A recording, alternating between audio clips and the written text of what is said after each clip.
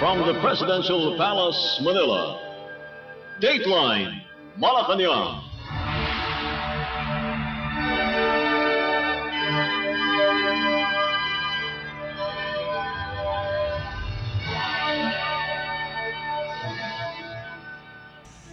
Good day.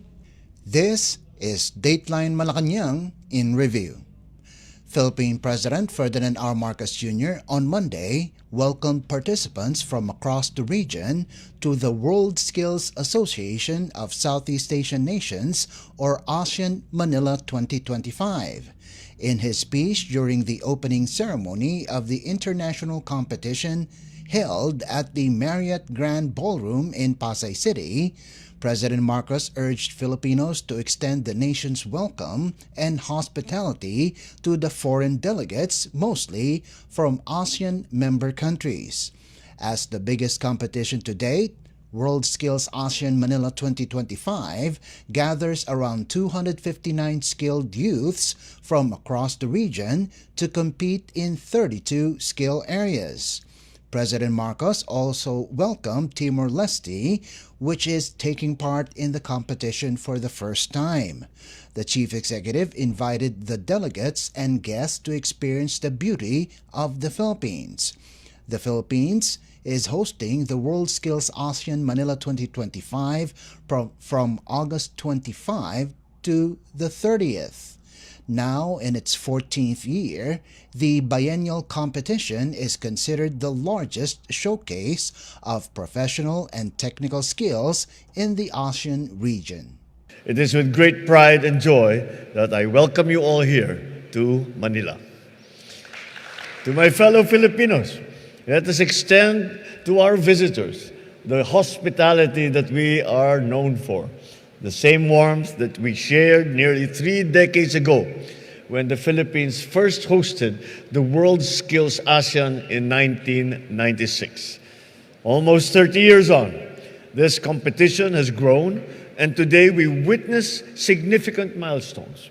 With 259 contestants competing in 32 skill areas across 6 major sectors, this is the largest World Skills ASEAN competition to date. We are also honored to welcome Timor-Leste as they take part for the very first time in this competition.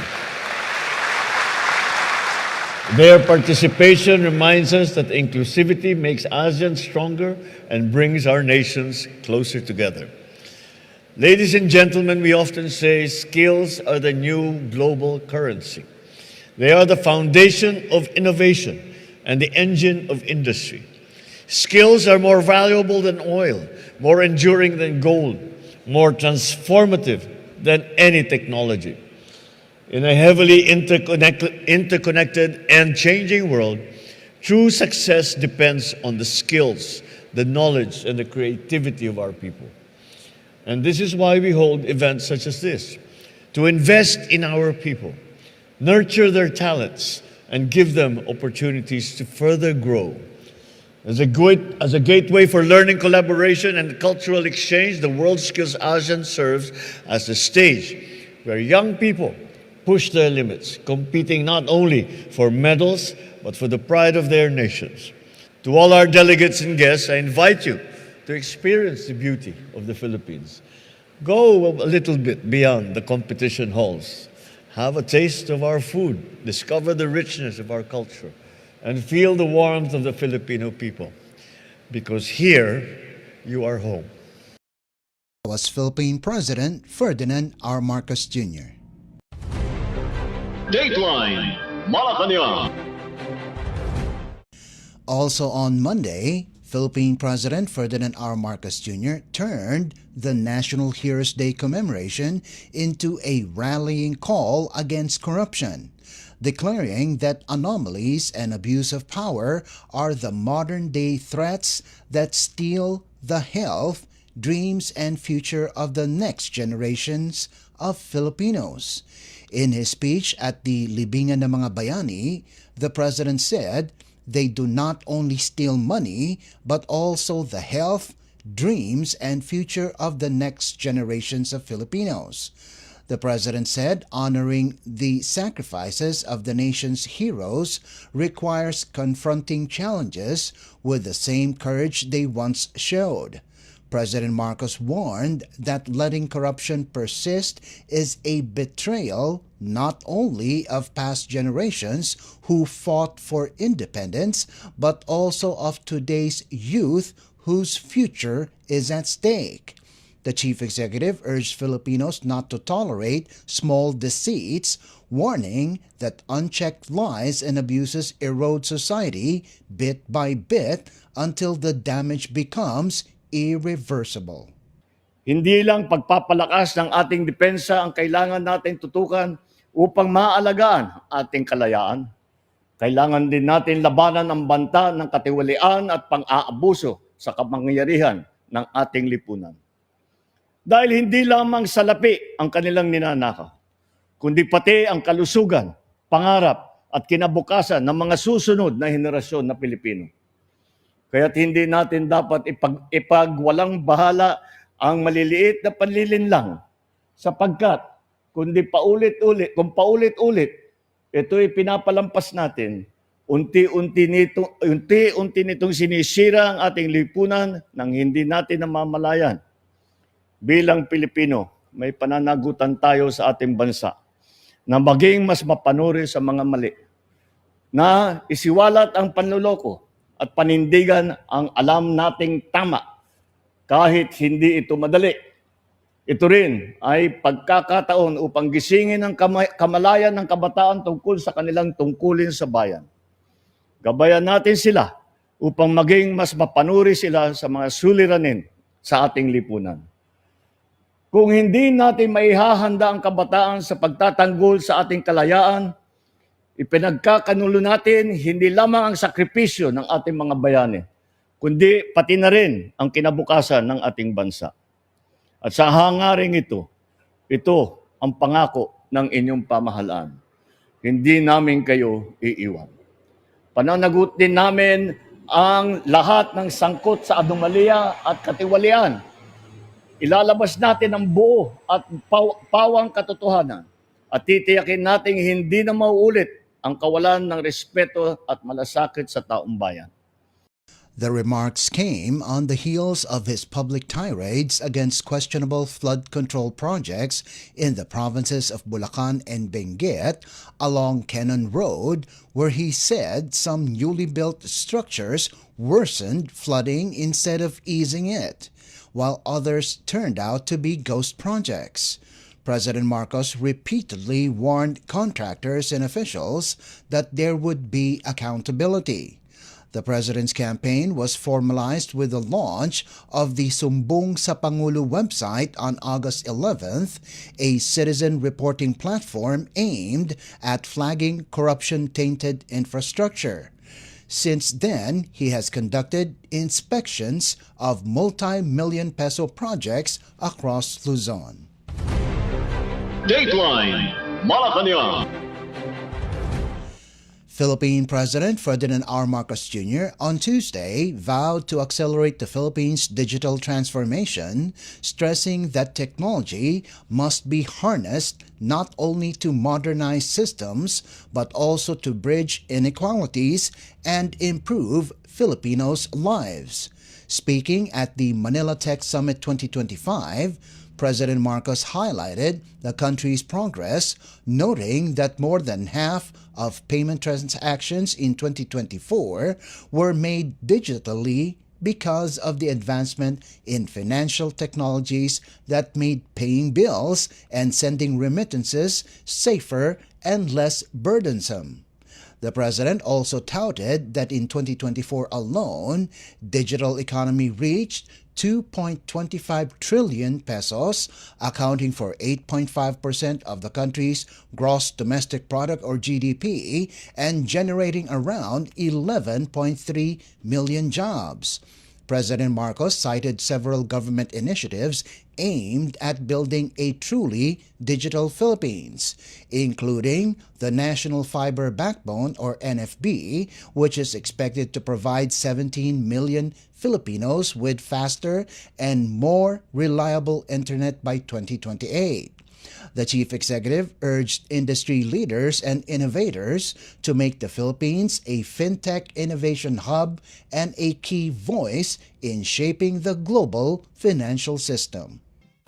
Digital technology in the country has grown by leaps and bounds since the pandemic. And in the face of this crisis, the Filipinos' ingenuity and innovation allowed us to harness digital wallets, online stores, and e-marketing to keep the wheels of our economy alive. Now, this is a good development, but there is much room for growth. We see the greater need to tap the endless possibilities of a truly digital Philippines. We are determined to seize that growth. But we must also recognize that progress comes with challenges. Any powerful tool cuts both ways.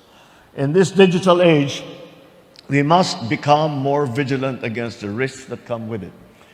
And this is why we must also strengthen our defenses, manage risks, block malicious attempts before they harm. There is also the growing problem of online gambling, which preys on our people's vulnerabilities. We are addressing this through initial measures such as suspending the in-app gambling access in mobile payment apps and websites. This way, we can help protect our citizens and preserve the integrity of our financial system. Titiyakin natin na maitatayo ang mga infrastruktura at mapalakas ang mga polisiya upang makasabay ang ating bansa sa bilis ng pagbabago ng mundo. Because the connected nation that we dream of will only come online if we all choose to build it, brick by brick, gigabyte by gigabyte. The Manila Tech Summit marked its fifth year with a push to position the Philippines as a key player in the global fintech ecosystem, gathering over 1,300 delegates from more than 300 organizations. The summit, carrying the theme Forging a New Global Order, Risks and Opportunities Redefined, was organized by FintechAlliance.ph, the country's largest digital industry association, representing over 130 companies that drive more than 95% of the digital retail transactions. Dateline Malacañang. Lieutenant General Jose Melencio Nartates Jr. on Tuesday assumed command of the Philippine National Police or PNP in a surprise ceremony presided over by Department of the Interior and Local Government or DILG Secretary John Vic Remulla at Camp Crame in Quezon City. Nartates replaced General Nicolas Torre III, who did not show up for the ceremony but relayed to Remulla that he acknowledged the order. The turnover of command came just a few hours after news broke that Philippine President Ferdinand R. Marcos Jr., in an order signed by Executive Secretary Lucas Bersamin, had ordered Torres relief. Secretary Remulla said President Marcos's desire to uphold the authority of the National Police Commission or NAPOLCOM, which has administrative control and operational supervision over the PNP, was among the reasons for Torres' relief. Remulla said the President has directed him and Nartates to present within 1 month a comprehensive citizen security strategy focusing on increasing police presence throughout the country and ensuring that every Filipino feels secure in their communities. Remulla said President Marcos's decision was made in the interest of national security.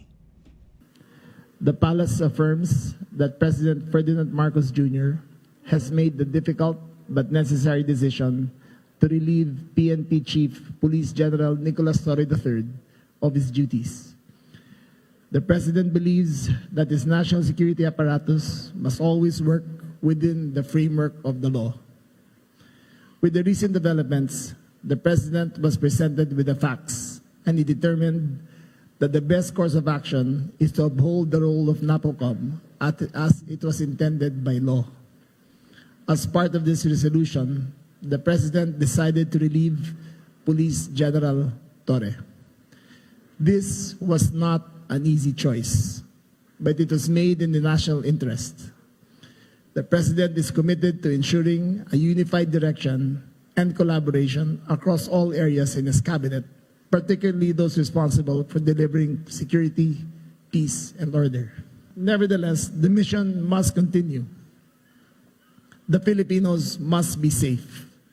To this end, the President has directed the incoming PNP Chief, General Nartates, together with the Secretary of the Interior Local Government, to present within 1 month a comprehensive citizen security strategy focused on increasing police presence throughout the country and ensuring that every Filipino feels secure in their communities. Torre previously disregarded a NAPOLCOM resolution reversing his August 6th order to reassign some PNP officials, including his eventual successor, Nartates. In his order, Torre reassigned Nartates, who at the time headed the PNP's Deputy Chief of Administration, to switch posts with his classmate at the Philippine Military Academy or PMA Tanglao Diwa class of 1992, Lieutenant General Bernard Banac, who was commander of the Area Police Command Western Mindanao. On August 14th, the NAPOLCOM issued an order invalidating the revamp order involving Nartates and Banac. The same NAPOLCOM order made its own revamp involving at least 10 senior police officers in some key positions. That included the National Capital Region Police Office or NCRPO, Criminal Investigation and Detection Group or CIDG, and the Police Regional Office or PRO-4A or Calabarzon.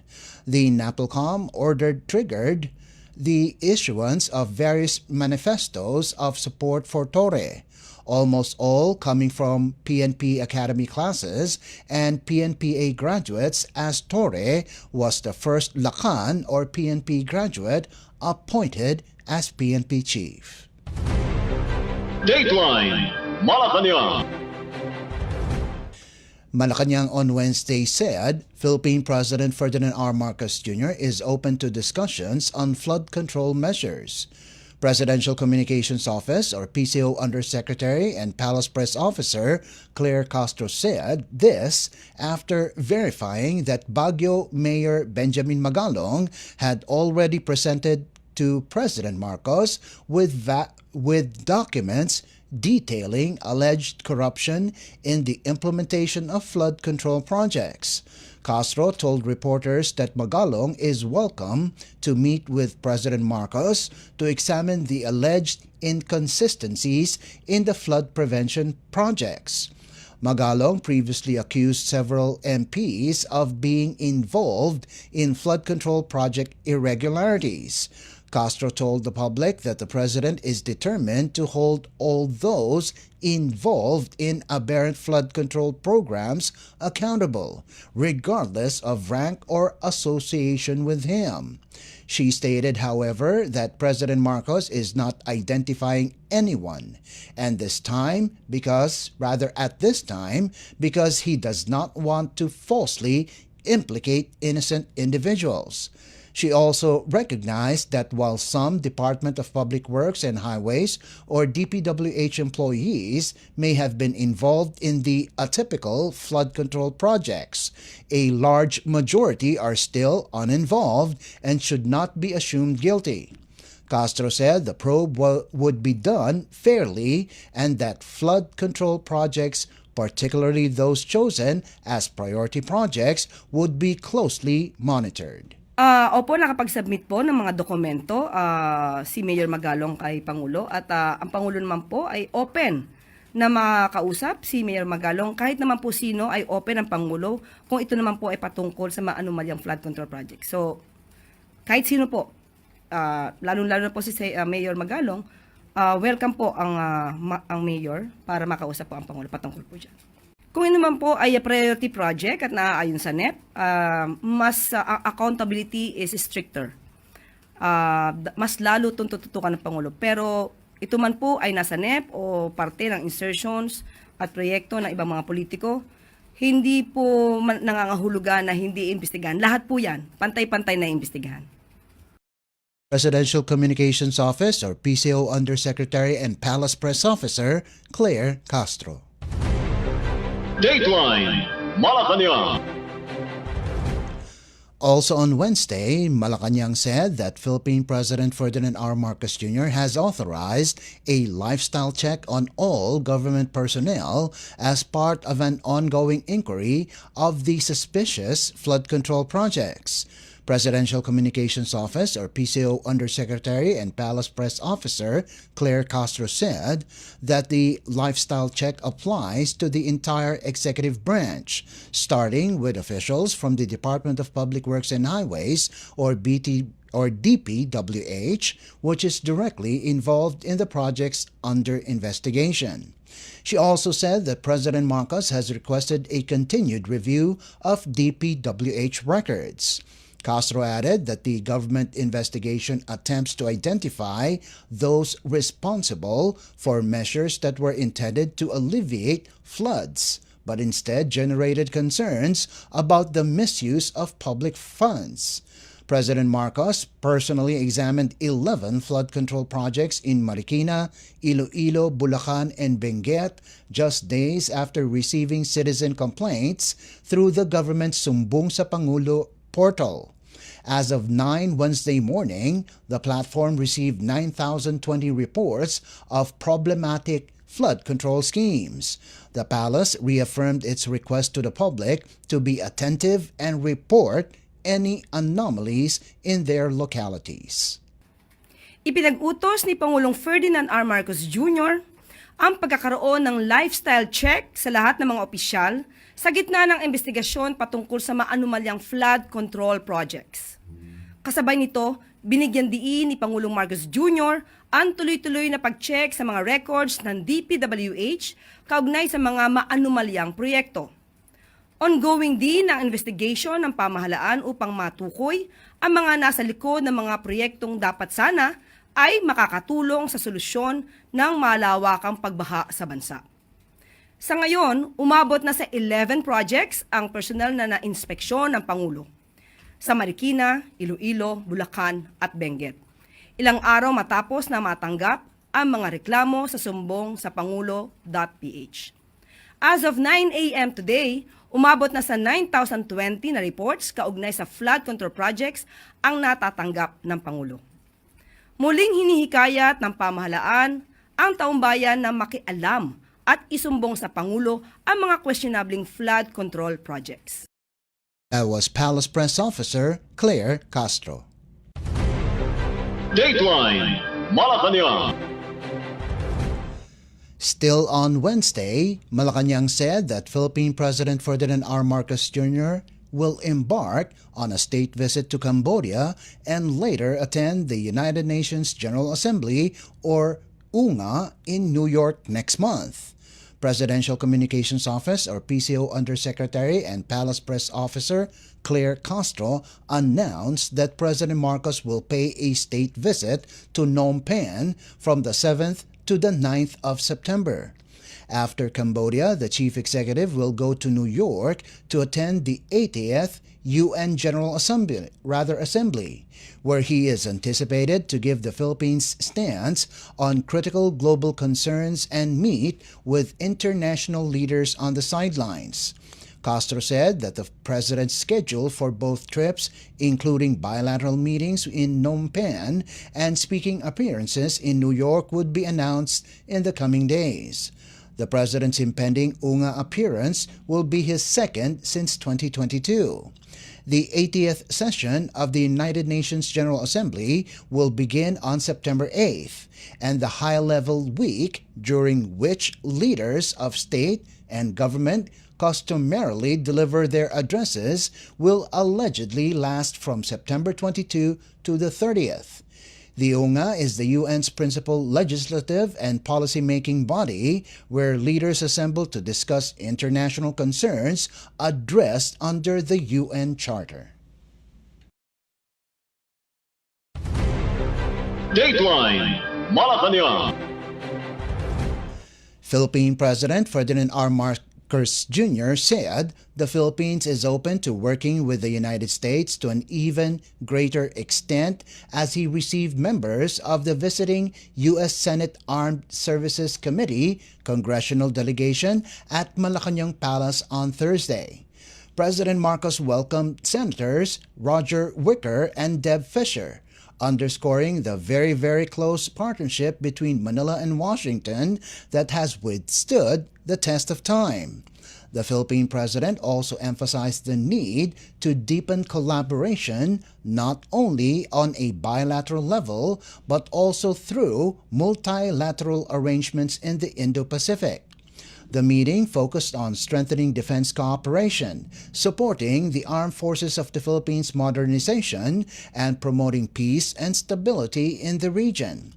Wicker, for his part, described the Philippines-U.S. alliance as one of the most important and growing in terms of closeness. The U.S. lawmakers' two-day visit follows a series of high-level exchanges between Manila and Washington amid regional security tensions, particularly in the South China Sea, where the Philippines and China have overlapping claims over parts of the West Philippine Sea. Dateline Malacañang.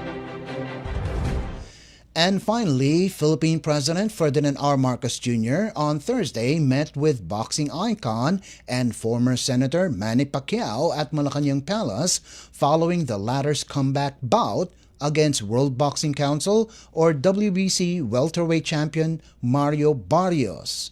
President Marcos and Pacquiao engaged in a light conversation about the recent fight, which ended in a majority draw in Las Vegas last month. Pacquiao, boxing's only 8-division world champion, had not fought professionally since 2021. His recent comeback match brought renewed attention to his remarkable career on the global stage. Pacquiao presented his WBC belt and gloves as a gift to the president. Pacquiao requested President Marcos' support in celebrating the 50th anniversary of the Thrilla in Manila, the historic boxing match between Muhammad Ali and Joe Frazier III at the Araneta Coliseum in Quezon City. The Thrilla in Manila, held on October 1, 1975, is widely regarded as one of the greatest boxing matches in history and a defining moment in Philippine sports history. Pacquiao said the celebration is scheduled for October 29th as a remembrance and celebration of the historic boxing match. Dateline Malacañang. Before we conclude our program, Radyo Pilipinas World Service of the Presidential Broadcast Service is live on audio streaming. Just download Evox PBS receiver on your Google Play Store or the App Store from your Apple phone. You can also visit our Facebook page and YouTube channel. Just type in and search for Radyo Pilipinas World Service. Kindly subscribe, like, and share our post as well. And that concludes this edition of Dateline Malacañang in Review. For Radyo Pilipinas World Service, this is Leo Magpayo. Good day and stay safe.